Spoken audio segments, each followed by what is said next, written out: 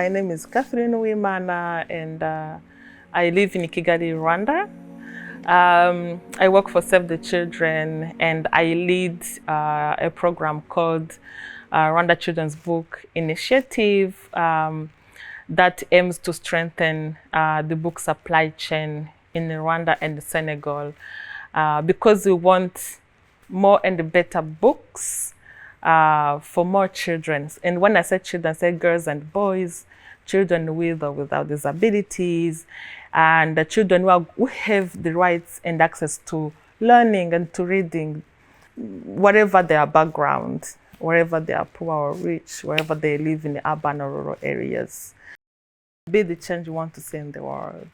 I know it is a favorite one for many people, and it used to inspire me a lot when I was young, still very young.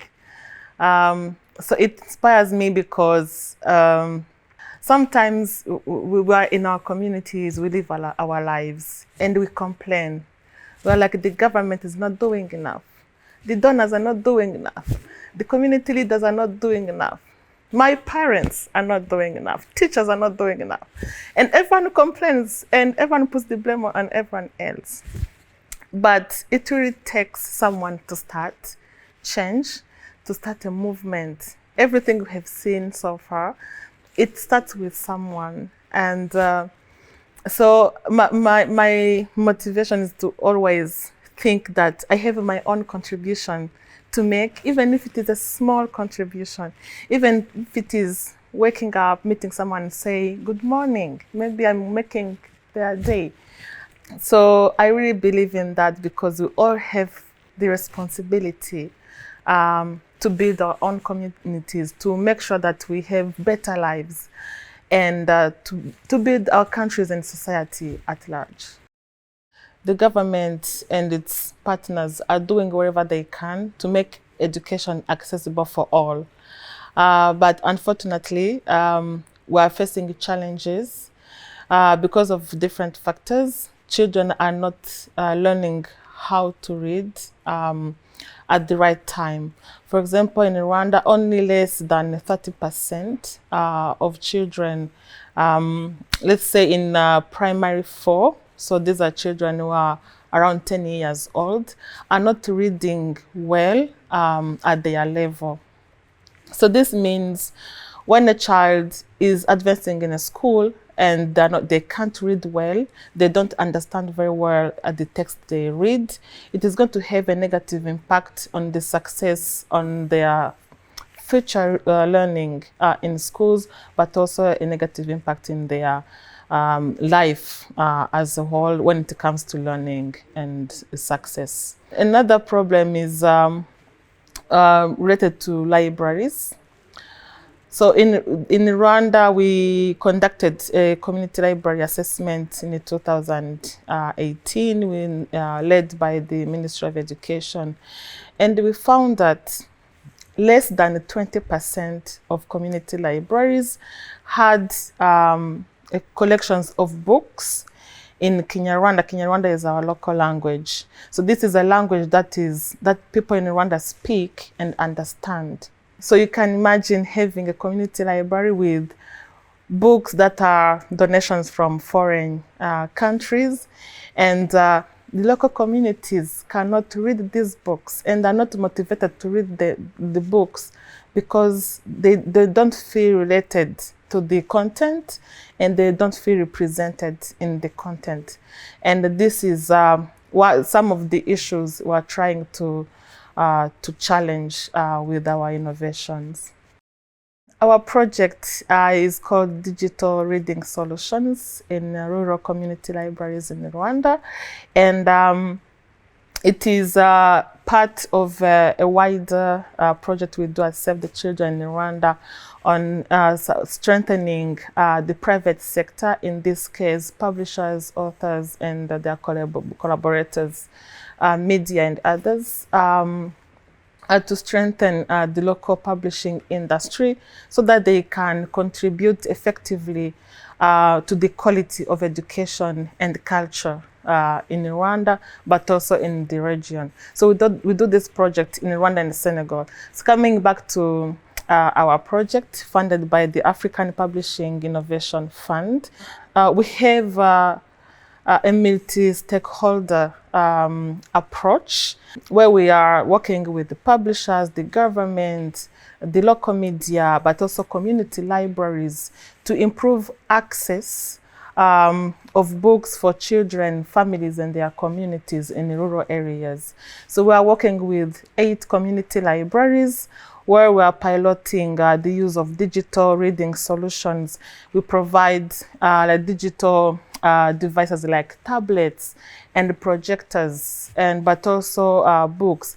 And these devices have audio books and electronic books in Kinyarwanda, where children can come in the library and they use these books to read more stories and get inspired by them. But it's not only children who are coming to read these stories, it is also their parents and other community members. So with this fund, we have trained community librarians to know how to effectively use digital solutions to support their librarian work and better support children and community members who are visiting them. And sometimes most of them, they're not used to use technology. So this project was really important to inspire and instill confidence in them to use them effectively, and also for children to feel at peace, to know there is a safe space where they can have access to these materials without being scolded, but also they will receive support and all the love they need to be able to learn. Lastly, of course, we are working with the government, mainly the Ministry of Education and the Kigali Public Library. We work together hand in hand so that we see what is working in our communities, what works for parents, for community librarians. How can we reach the more children, like the maximum number of children in our communities, however remote they are, using technology, but also non-technology solutions. And the government, when they see value in these solutions that are cost-effective, then they have the capacity to replicate the approach in other community libraries. When we approached APIF, it was we wanted to try piloting these digital solutions in the rural areas. The reason is why so sometimes when I talk to people, they say, but these rural people, they don't need technology now. And others will say, but they will not know how to use technology. But also these devices, because they are expensive, some people will think it is also a waste of money. But we were so honored to have the APIF fund to pilot that this is possible. And actually it is their right to have access to these opportunities. We have seen with the break of COVID-19 pandemic, it widens and it made more visible the gap between the rich and the poorest and most vulnerable communities. With COVID, we realized that they don't have enough access to information. They don't have access to online education. They don't know how to use these books to empower themselves. And with this project, we are piloting approaches that are community friendly and invite people not to be afraid of technology, but also to enable its access to it, where they know there is a space they can come and explore and read books, hear, even listen to audio books, and ask a librarian, can you help me with my smartphone? How can I support my children to read at home? If I have a smartphone, do you know where to find good stories on internet in Kinyarwanda? So this is how we use this fund. And we have seen this yielding results because, for example, not only children, but also parents love this approach. Like even parents are curious to have like headphones and listen to stories. You know, most people, this is the first time they're experiencing something like this. And they know, oh, okay, there are stories you can check out online. And also imagine there is a child who can't see, who has disability, like who's blind. If they're visiting a library, before it was difficult to support such children because braille materials are so expensive, but they can have the audio books to listen to the stories that other children are reading in books. So it is, but it also has a positive impact on publishers as well. So it is showing publishers, actually there is an audience, there is a market for digital products that are diversified from the print books that they make. There is an audience for audiobooks, and we partner with the local radios. Now they have more child-friendly content they can use, and they have a huge reach. In Rwanda, around 70% of the population have a radio in their homes. But before, it was really difficult to have content that is child-friendly, like quality stories, and which are going with questions that help children understand what the story was about. All this is very important in developing literacy skills in a child. And all these children, around like 1 million who have access to these radios, can hear these stories, and they can know there are publishers and authors who are working on these stories. So what we want to do is to go to other community libraries, but also maybe in other countries where we work, as long as communities embrace this approach and they are put at the heart of what we do. Okay, let me give an example. Usually when we do projects, everyone will think, so what is going to happen after the monitoring and the project has ended? They question the sustainability of your approach.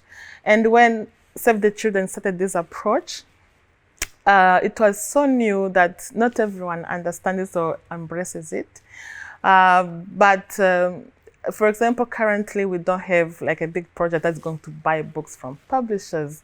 But what makes me really happy is that now publishers, they have a children's book organization where they gather and share ideas and study on market strategies on how to sustain their business despite the challenges they have been facing because of the pandemic.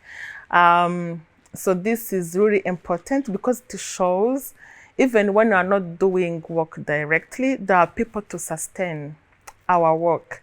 Another thing is that there are more community libraries that are coming because they see value. Now we have so many children's books, and people know when they have a community library, they know where to buy children's books that have characters that look like children in our communities, with the like this landscape, hilly landscapes, and like that look like what they know and that are written in a language they understand and speak.